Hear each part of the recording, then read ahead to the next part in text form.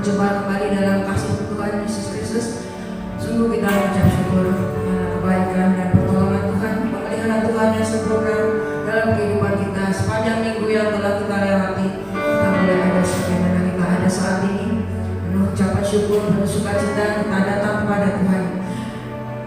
Mari kita siapkan hati kita untuk memuji, memuliakan Tuhan, menyenangkan hati Tuhan. Maka kita rindu mendengar kebenaran firman Tuhan. Dan saya undang jemaat Tuhan bangkit berdiri. Mari kita awali ibadah kita dengan satu pujian, oleh kuasa darah-Mu. Saat kita memasuki hadirat Tuhan, biarlah kita membawa persembahan yang hidup di hadapan-Nya. Oleh karena kuasa darah,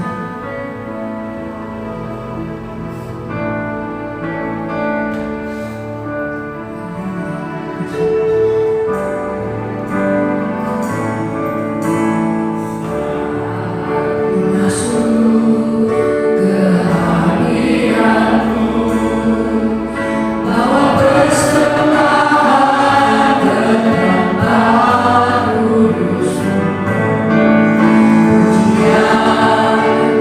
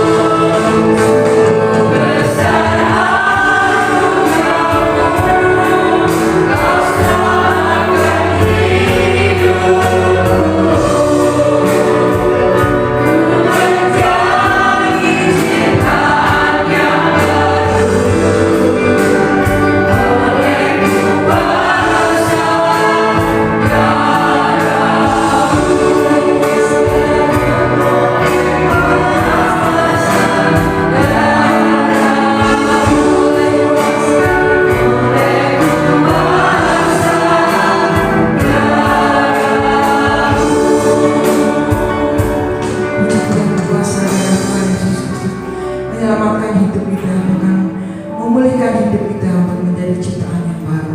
Sebelum kita lebih dalam memuji Tuhan, mari kita datang dalam doa. Mohon dalam kasih Tuhan Bapa Gembala membuka dalam doa. Mari kita tunduk kepala dan berdoa. Terpujilah Bapa di sorga, Allah kami yang Maha Kudus, Allah yang kami sembah di dalam nama Tuhan Yesus Kristus.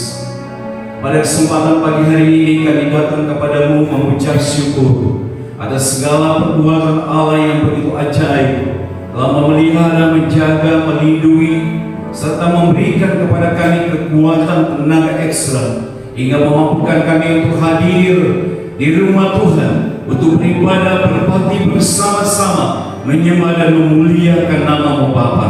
Terima kasih Tuhan, kami menyerahkan sepenuhnya kegiatan ibadah pagi hari ini ke dalam tangan-Mu. Biarlah urapan kuasa Roh Kudus terjadi, memberkati seluruh jemaat Tuhan yang telah hadir, ada di dalam pimpinan dan dalam pemeliharaan Allah yang kekal. Terima kasih banyak Bapa. Segala kuasa iblis, roh-roh jahat yang mengganggu, menghambat jalannya ibadah, kami sehati menolak dan mengusirnya di dalam nama Tuhan Yesus.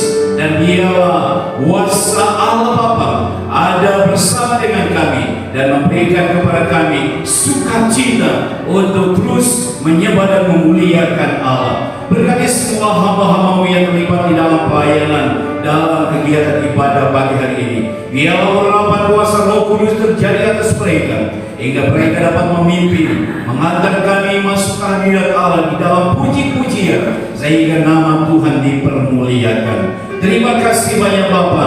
Demikianlah kami menyerahkan seluruh rangkaian ibadah pagi hari ini, dari awal pertengahan hingga akhirnya, hanya ke dalam tangan kuasa-Mu. Di dalam nama Allah Bapa, Putra dan Roh Kudus kami berdoa. Haleluya. Amin. Anugerah Tuhan dalam kehidupan kita. Kalau kita ada sebagaimana kita pada saat ini, semua karena anugerah Tuhan. Mari kita naikkan besar anugerah Tuhan. Sebagai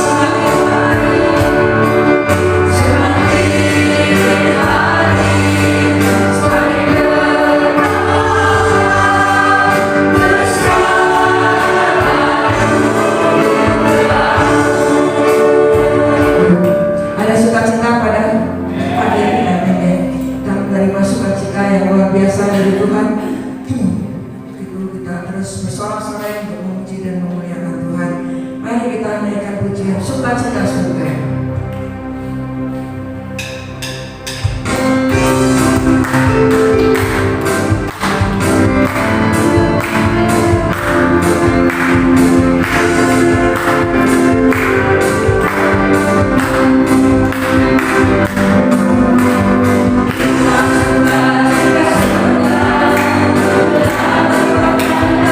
Jiwa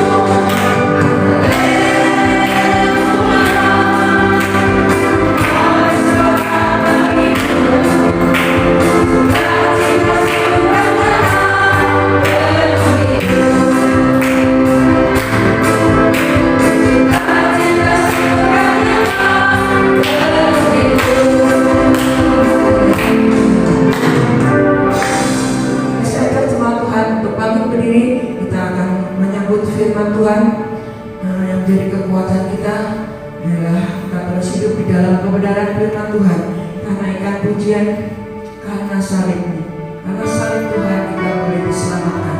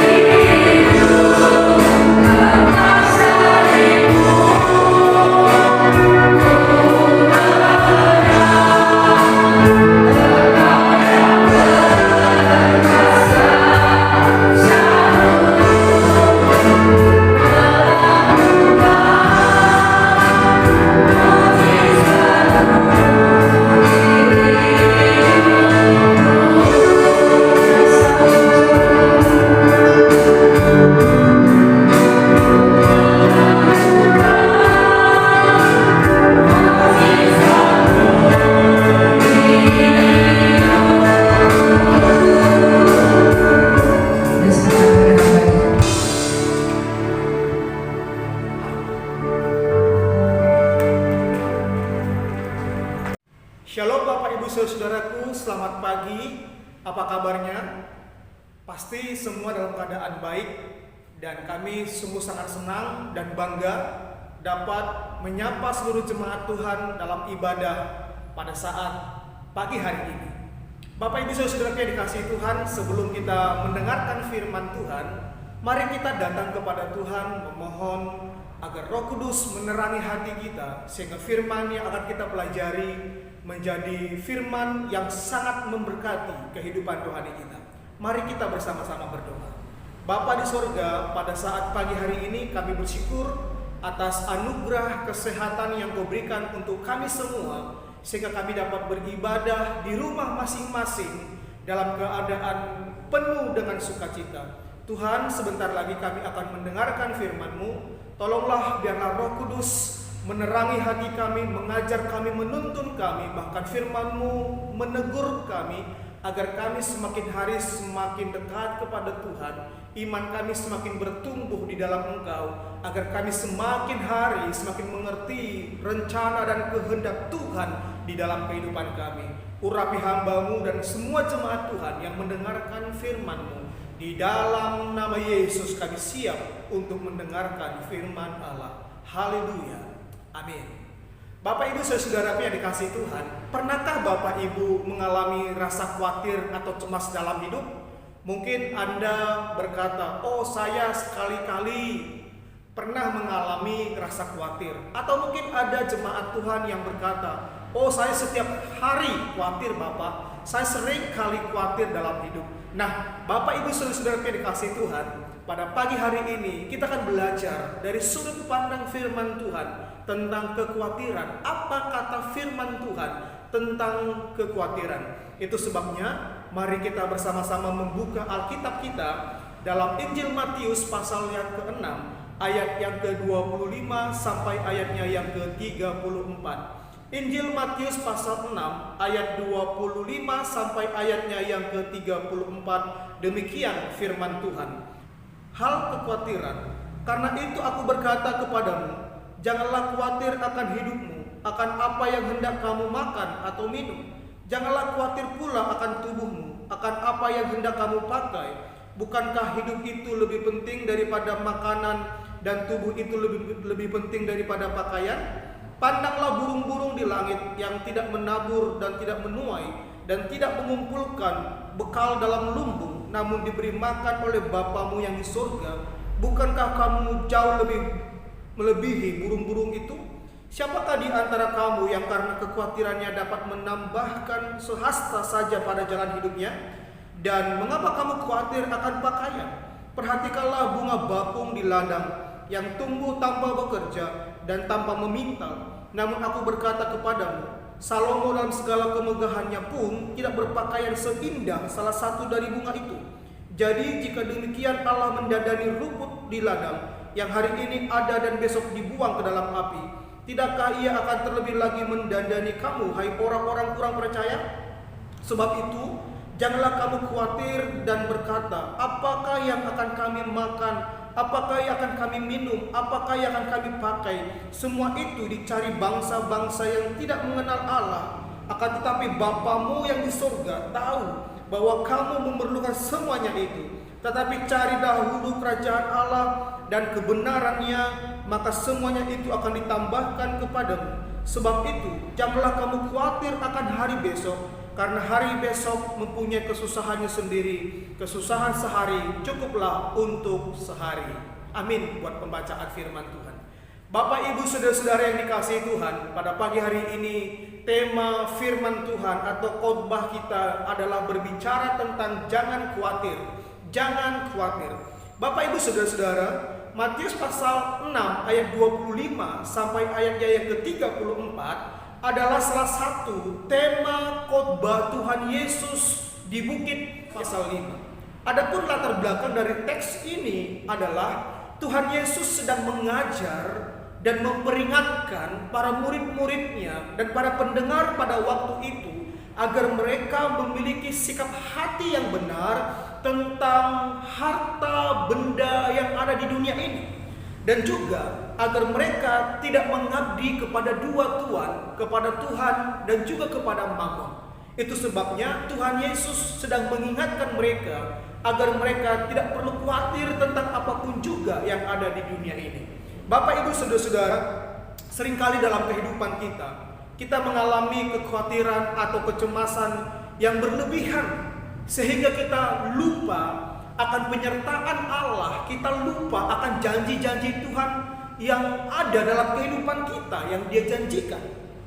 Hal itu juga dialami oleh murid-murid Tuhan Yesus pada waktu itu. Itu sebabnya Tuhan Yesus berkata jangan khawatir. Nah, mengapa?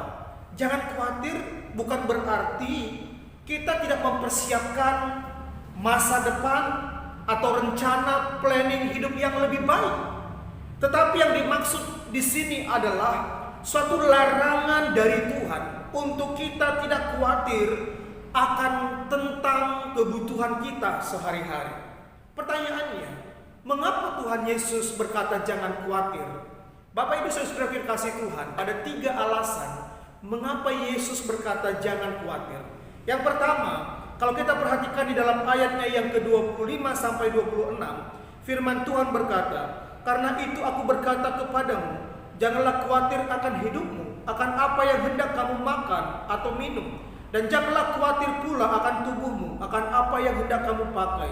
Bukankah hidup itu lebih penting daripada makanan dan tubuh itu lebih penting daripada pakaian? Pandanglah burung-burung di langit yang tidak menabur dan tidak menuai dan tidak mengumpulkan bekal dalam lumbung, namun diberi makan oleh Bapamu yang di sorga. Bukankah kamu jauh lebih melebihi burung-burung itu?" Nah, Bapak Ibu Saudaraku, alasan yang pertama mengapa Tuhan Yesus berkata jangan khawatir. Alasan yang pertama adalah karena Allah Bapa peduli akan hidup kita. Karena Allah Bapa peduli akan kehidupan kita. Bapak Ibu Saudaraku, cara berpikir Allah itu sangat jauh berbeda dengan cara pikir manusia. Pola pikir Allah itu sangat berbeda dengan pola pikir manusia. Manusia hanya berfokus kepada soal makanan, soal pakaian yang hanya bersifat sementara dan tidak kekal. Tetapi Allah senantiasa berfokus kepada kehidupan manusia. Ayat 26, Yesus menjelaskan bahwa burung di langit yang tidak menabur, yang tidak menuai, tetapi tetap diberi makan oleh Bapa kita. Apalagi kita, anak-anaknya. Suatu penekanan yang luar biasa, Bapak Ibu Saudara-saudaraku. Kita anak-anak Tuhan pasti akan dipelihara, pasti akan ditolong, pasti akan dipedulikan oleh Bapa.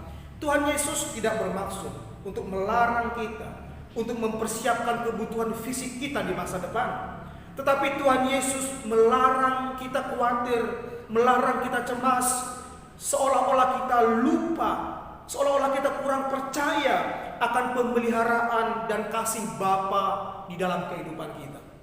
Itu sebabnya Yesus berkata jangan khawatir, karena Allah peduli, Allah mengerti, Allah tahu segala kebutuhan kita. Dia Maha tahu. Burung di udara, burung di langit Tuhan pelihara, apalagi kita anak-anaknya. Puji Tuhan. Ini alasan yang pertama mengapa Tuhan Yesus berkata jangan khawatir.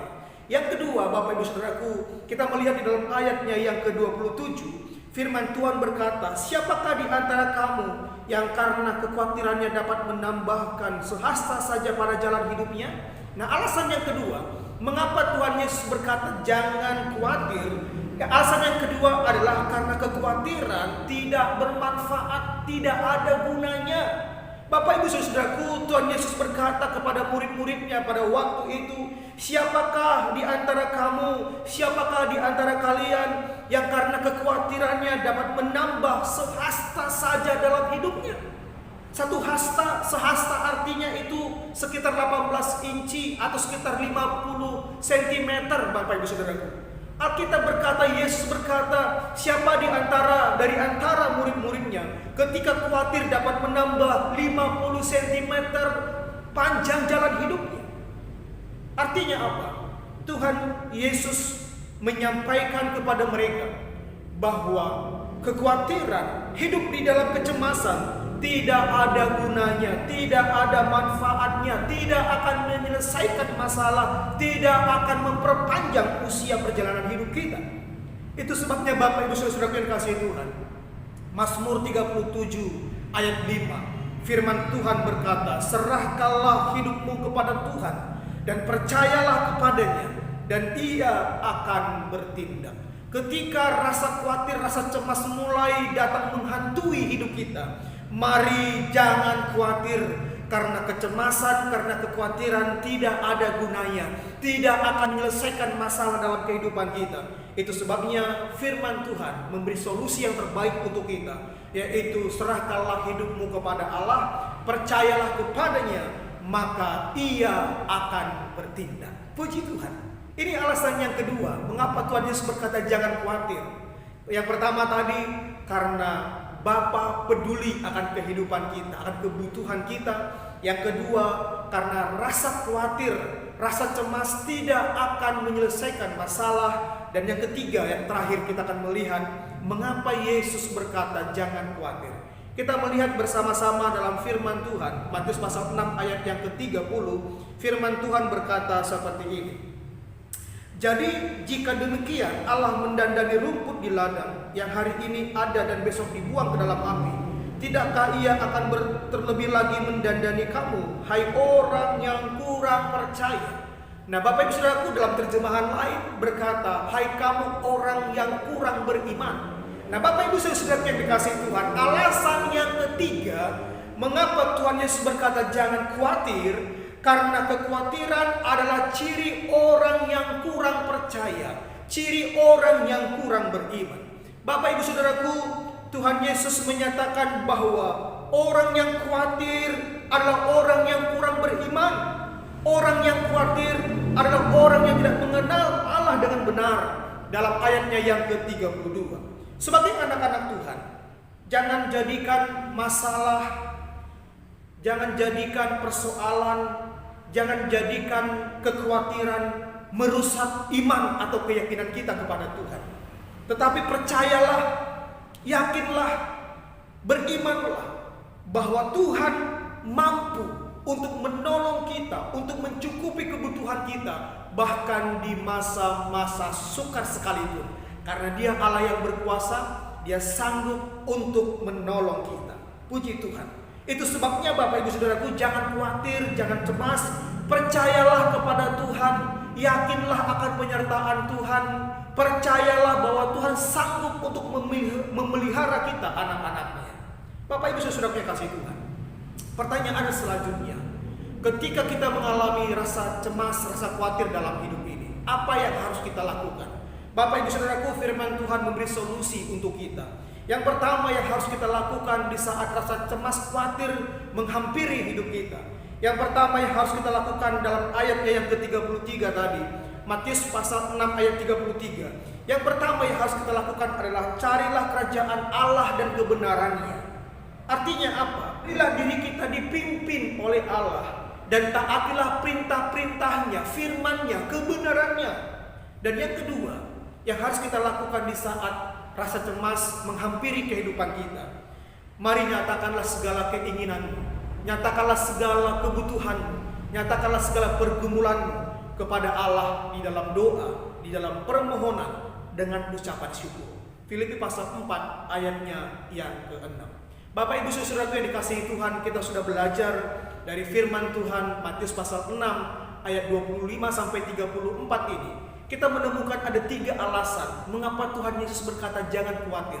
Yang pertama, karena Bapa kita senantiasa peduli, memelihara dan mencukupkan kebutuhan kita. Yang kedua, karena kalau kita khawatir tidak akan menyelesaikan masalah persoalan kita. Yang ketiga, mengapa Tuhan Yesus berkata jangan khawatir?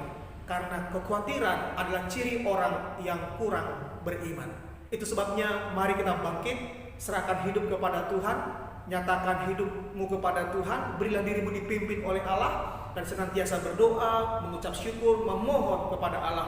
Kiranya firman Tuhan pada saat pagi hari ini memberkati kita semua. Mari kita bersama-sama berdoa. Bapa, hamba-Mu sudah selesai menyampaikan isi hati-Mu, pesan-Mu untuk seluruh jemaat Tuhan.